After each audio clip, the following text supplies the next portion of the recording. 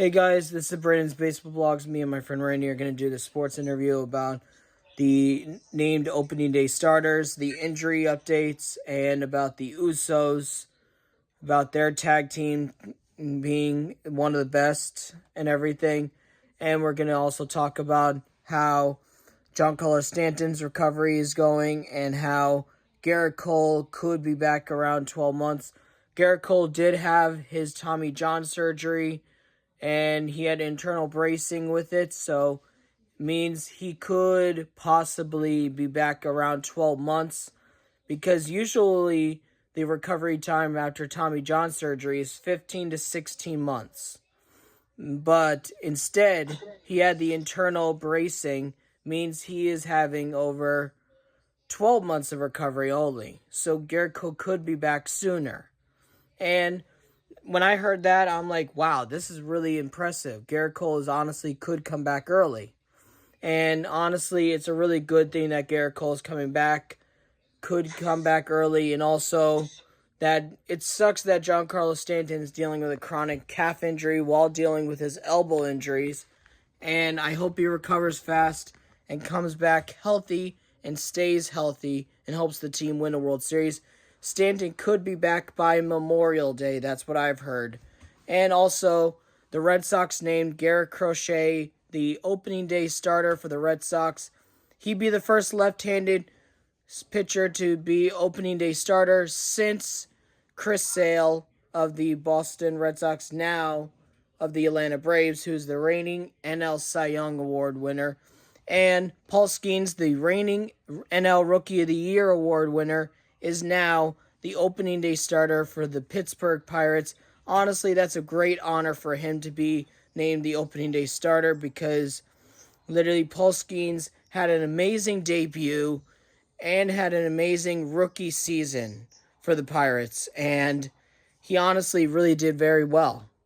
And also, I did hear that Framber Valdez has been named the opening day starter for the Houston Astros. He's honestly one of the best pitchers in baseball for the Houston Astros. And honestly, I hope he does well. And me and my friend Randy are going to talk all about that. And honestly, we're also going to talk about how the Yankees are doing pretty well in spring training right now. And how it was awesome to see the breakout games where the prospects of both teams and minor league teams for the Yankees and Red Sox, Orioles, all 30 major league teams doing very well in the breakout games. So, and plus, we are 11 days away from baseball opening day. Here's my friend Randy. What's up, people? So, Randy, what do you think about Gerrit Cole possibly being back in 12 months, and his recovery time is now from 15 to 16 months, which is the usual for Tommy John surgery, but instead, with the internal bracing, it means he could be back in 12 months. I mean, it's actually good that he's coming back a lot sooner than people thought. Yeah. Because it said it would probably be an end of the career injury for the whole season. So now it's better news that he's going to come back in 12 months. So that's not bad. Yeah. That's exciting news for Yankee fans. True. And what do you think of this? Stanton is still dealing with his elbow injuries, but now he's dealing with a chronic calf strain, but that keeps bothering him. But he could be back by Memorial Day, but they're taking it very slow with him. As long as they take it slow and they don't rush it into things, then that's fine. And what do you think of it that Stanton is really pissed about it? Well, he has every right to be pissed about it, to be honest. Mm-hmm. And what do you think of it, though, that he's dealt with these injuries before, but he's been able to handle them?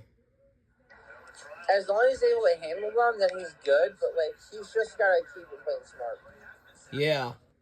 And what do you think of the reigning Rookie of the Year award winner, Paul Skeens, for making his debut and having an amazing rookie season and winning the Rookie of the Year award? and being unanimous, and is now named the opening day starter for the Pittsburgh Pirates. That's awesome. And what do you That's think of incredible. it, though? That he had an amazing rookie season. He has 8 pitches. He's working on a new one. He wants to get better each day. What's your thought on that? If he's working hard, he's working hard. Putting hard work and dedication to the team and to the game of baseball. Yeah. And what's your thought on Framber Valdez being named the opening day starter for the Houston Astros? And he's one of their best pitchers in baseball. Awesome. That's actually awesome. And that he could be a free agent at the end of this year, and that he could get paid this year. But that sucks. Hopefully they re-sign him. True. And what do you think of this? The Red Sox pitcher, who's a left-handed pitcher they traded for this offseason, Gerrit Crochet, he is the first left-handed pitcher since Chris Sale, who was traded from Boston to the Atlanta Braves and signed a huge extension with the Braves, and now is the opening day starter for the Atlanta Braves, and he's the reigning Cy Young Award winner. Chris Sale being the opening day starter for the Atlanta Braves. Gerrit Crochet is the first left-handed pitcher since Chris Sale to be named opening day starter for the Boston Red Sox in his debut season as a Red Sox and being traded to them. What's your thought on that? I'm not gonna lie, I liked Chris Sale as a Red Sox. I feel like he has so much to do left for the Red Sox, but if the Red Sox didn't need him, then I respect the Red Sox decision of what they needed. But, like, to be honest, Chris Sale is a great freaking individual for the Red Sox. And he was traded to the Atlanta Braves, and in his first season as a Brave, he won the Rookie of the Year award. And he's never won it until he went to Atlanta in his 13th season. What's your thought on that? I mean, they could have did something with Chris Sale. They could have. And at least they won a World Series with him in 2018. That's what I'm saying. They could have done something with him. Yeah, and what do you think of this, that Gerrit Crochet is the first left-handed pitcher since Chris Sale to be named the opening day starter for the Red Sox? Since Chris Sale. That's awesome. Do you think there's a lot of pressure on him? Nah. And what do you think of this? He's dominated all spring training right now, Gerrit Crochet. What's your thought on that? Awesome. So, what is your thoughts on Clay Holmes being the first relief pitcher since John Smokes to go from a 30-plus saves season, to now being a starting pitcher and being named the opening day starter for the New York Mets? That's awesome. And these are his stats. He's allowed 0 runs so far in spring training, 12 strikeouts, 1 hit allowed, and he has a 0.000 ERA. That's not bad. That's one of the best in spring training, even though it's only spring training. Imagine he does that in the actual regular season. That would be epic. I remember Clay Holmes in his first 60 games of the season of 2022, he actually was... No, 2023, he was actually this. He actually did this. He had a 0.0 ERA until a team certainly ruined his season. Yeah. And what do you think of this now? Carlos Rodon is being named the opening day starter for the New York Yankees.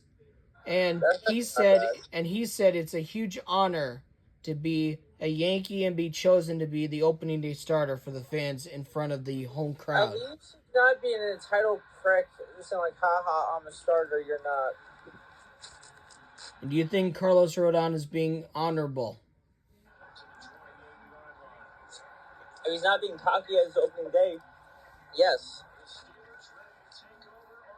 And what did you think of the 2018 World Series champion Red Sox? Your honest opinion. Oh, I was like, I have the hat. I have the World Series hat. True. I'm a Red Sox fan, so I had to get the hat. What was your thought on that season? Bro, the Dodgers had no hope in that game. Like, what did you think of that team, though? They had a stacked on team, but look at my Eagles. They won the Super Bowl, and they lost a bunch of their players. True. Like every team when you win a championship, you lose your players. True. And what do you think of Mookie Betts winning the MVP that year? That was awesome. And what do you think of this? What do you think of the Red Sox, like, in general? Like, them just, like, as a fan of their history? I mean, that was amazing. And what is it? How does it feel to be a Red Sox fan? It's okay. So here's the difference from actually being okay. So there's a difference from being a Boston fan from New York, from being a Boston fan from Massachusetts. Okay. Yeah. So like, if you look at it, if I walk around wearing my Red Sox shit, I'm gonna get looked at by a lot of people like, how the hell can you wear this shit in New York? True. I'm like, I could be as any fan. Okay, so as any fan, you could be I'm an Eagles fan. I'm wearing my Eagles shit in pride and I'm a New Yorker. Mm-hmm. But like, if you go to New Jersey, there's a bunch of Eagles memorabilia in freaking New Jersey. So that's the borderline. New Jersey's the borderline of Philly. So That's true. So if you look at it, there are fans all over the world. I actually saw a customer at my job wearing a Philadelphia Phillies jersey in my job, and he's a New Yorker. He lives in Long Island, New York. Isn't that crazy? That's cool. He was wearing a Bryce Harper jersey. It was sick. Yeah. He's a 2-time MVP, Bryce Harper. And he's a Rookie of the Year award winner. Be a New Yorker and be a Red Sox fan at the same time, because you're going to have a lot of freaking hate from people. Like, you're going to get a lot of discussion. People like, how could you? Traitor. I understand. I like, ask you Yankees. I mean, even though I have respect for the Yankees, but like, if they disrespect me, I'm going to say, screw you and your team, whatever your team is. Yeah. And what is your thought on how the Red Sox have improved, but also they're trying to improve, but they're still not the same? They're not the same because they don't have the good enough players that they need. True. Well, they got a stacked up good team now, but like, they still need more veteran players. Yeah, they need more veteran players, like you said, and they need someone to guide the young youth under their wing. And what did you think of David Ortiz?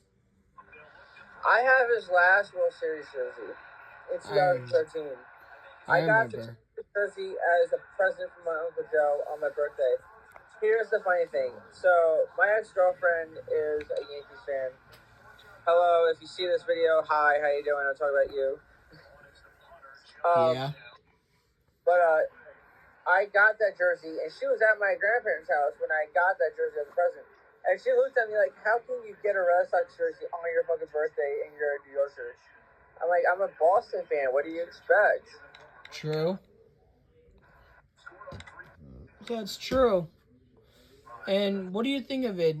And when David Ortiz, even though he said he didn't want to be a leader, but when after the craziness that happened in the Boston bombing, yeah, and 2013 attack and everything, when David Ortiz said, "We will not let anyone dictate our freedom. Stay strong." Do you think that powered the team and the fan base of Boston? That's what I'm saying.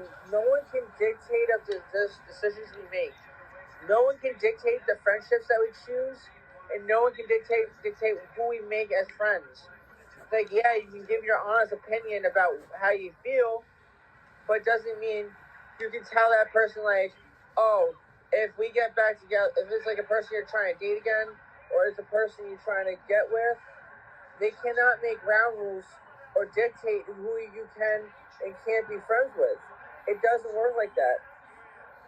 Do you think that literally David Ortiz's message powered the team and the fans of Boston? Okay, so during that time, okay, I was still in school at that time, right? I remember my sister was in college that was outside of Boston, but she was near it.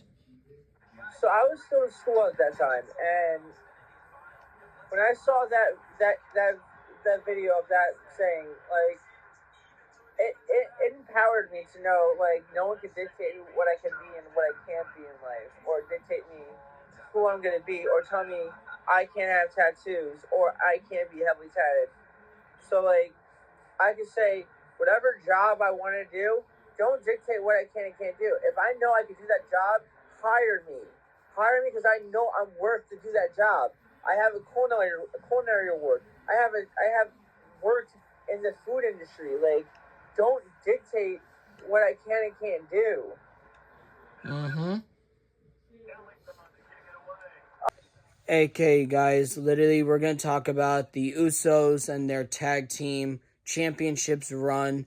Honestly, Jay and Jimmy Uso's championship run for the tag team championships as the tag team, they were honestly one of the best. In my opinion, they were, because literally I saw a lot of their matches on YouTube that Jimmy and Jay were very dominant, and they had their family to help them, but also they never gave up and they worked together and they always respected each other. And yes, they had arguments and everything and they split sometimes, but they still loved each other and helped each other win.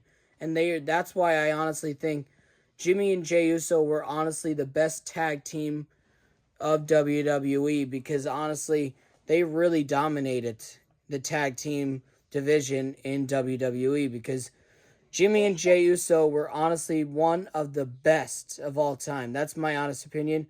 My friend Randy is going to discuss his opinion on that.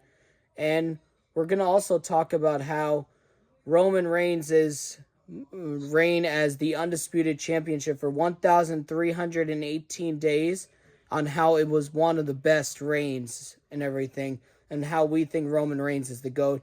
My honest opinion, Roman Reigns is the GOAT because, and John Cena is the second, because also Roman had a lot of great segments with people and great matches.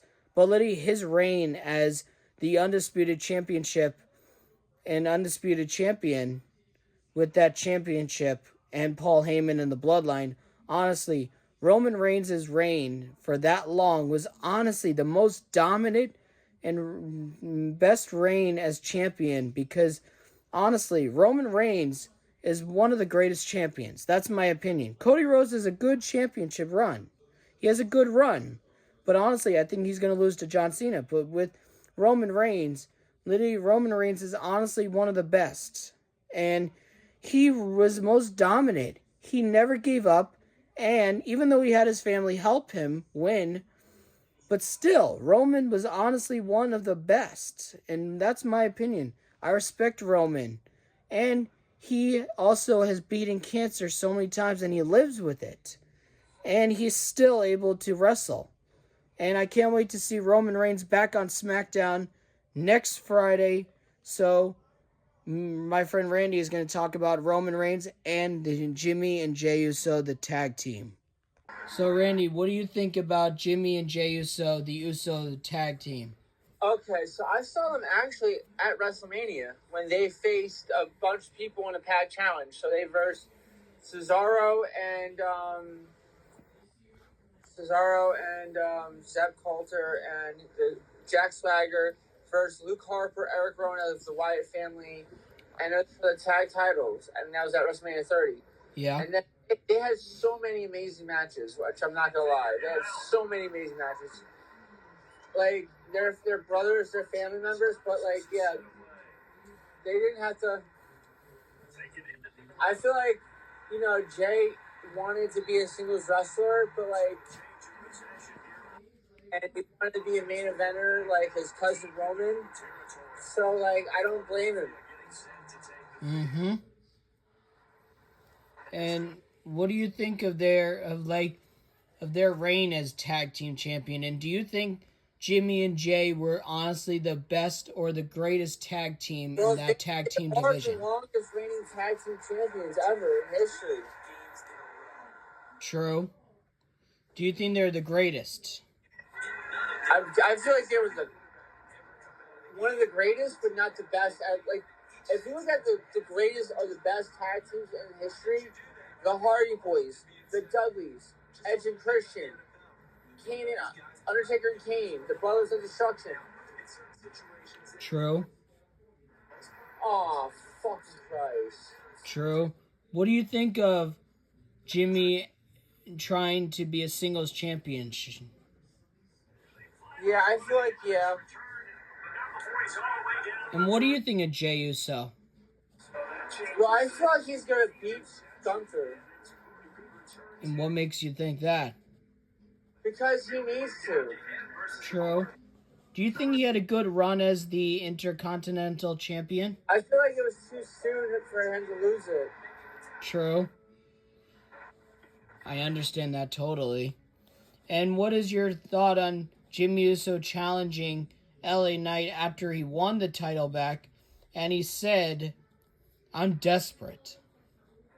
He's never won a singles title, but his twin brother did. True. Come again. And what is your honest opinion on Jimmy and Jay, though?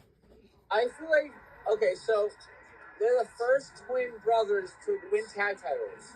Yep. Jeff and Matt Hardy are the first brothers ever, actual brothers to win tag team titles that are not twins. Yeah. But Jimmy and Jay are the first twin brothers to face each other at WrestleMania. And Jay won. Yeah. And what is your honest opinion on Roman Reigns' title reign at 1,318?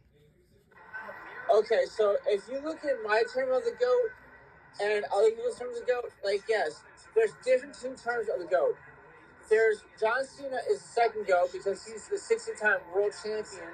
He's going to make it 17 times.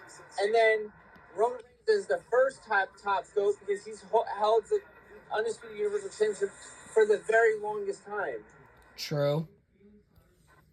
And what do you think? What did you think of the reign for Roman Reigns? I thought it was outstanding. And why do you think it was outstanding? Because he held it for such a long time. Over 3 years. Yeah. No one's done that. True. And what's your honest opinion on his matches that he's had? He's done amazing matches. Like, what was your favorite match with Roman Reigns? Him and Finn Balor. Why Finn? Because the Extreme Rules match, that was a great match. True. And I wonder, what did you think of his matches with Brock Lesnar? It was good. And where it was title versus title. Did you think that was a good match? It was an okay match. What do you think of Roman versus John Cena? What did you think of that? It was good. I'm not going to lie. And what did you think of Roman Reigns' segments with Cena? So, John Cena at SummerSlam and Roman Reigns, that was a good match. Yeah. I give it a 10-star match, but they could have done better in the storyline. True. And what did you think of Roman Reigns versus Kevin Owens? Actually, no, they did good on the storyline because if you look at it, because they were supposed to have Finn Balor versus Roman Reigns, but then they had Baron Corbin attack Finn Balor, and then John Cena attacked Baron Corbin and took the contract and signed it, and then it was Roman Reigns versus John Cena. And I saw Roman's face was like so annoyed. And then we had Finn Balor versus Roman Reigns at Extreme Rules. True. And what did you think of Roman Reigns when he his matches, even though he had sometimes had his family help him. Well, that was part of the storyline. Roman Reigns doesn't need help. He can face his own battles if he needs to. True. And what did you think of Roman Reigns versus Kevin Owens? I like this what's called that dome, whatever, the dome arena. That was really cool era because of the pandemic era. Yeah. But like the Thunderdome was really cool, and I like the Thunderdome last man standing match with Roman Reigns versus Kevin Owens. That was a good match. Yeah. I liked it. True. And what did you think of Roman Reigns in general and him living with leukemia and literally being able to still wrestle? He doesn't let his disease get the best of him. He still does what he loves. True. And what do you think of him being the cover for WWE 2K25? He was the cover from it last time. And what's your thought about it? What's your thought about it? What's your thought about him being the new cover again? It's awesome. And do you think Roman is going to get back his title? I think so, yeah. And who do you think he's going to beat it for? I don't know, but it would be cool whoever he beats it for. That would be cool. Yeah. And what do you think of Jay and Gunther's rivalry? What's your thought on It would be nice to see Roman as a champion again. Yeah. Because he was good. Like, you don't have to be a champion to be in the WWE, but like, it would be nice to see Roman with a title again. That would be nice. Yeah, and what's your thought on Jay and Gunther's rivalry? It's a good rivalry, to be honest. And what's your honest opinion on the... I think Jay's going to win. On Jimmy trying to get a singles title? I think they're going to push Jimmy, but like, I don't know how much they're going to push him. True. And what's your honest opinion on John Cena and Cody Rhodes going to be coming face-to-face on Monday? Tomorrow. I hope it happens. They said Adam Pearce announced it on his Twitter that John Cena and Cody Rhodes, same building, come face-to-face tomorrow. And what do you think is going to happen? I think John Cena's going to come and attack Cody Rhodes again. And do you think Cody's going to attack John? I feel like Cody's going to get revenge on John. And what do you think of Randy Orton? I'm glad he's back. And what do you think of him trying to do the punt multiple times and they stopped him? That was his old signature move, which was a really good signature move. Do you think they should let him do it? Yes.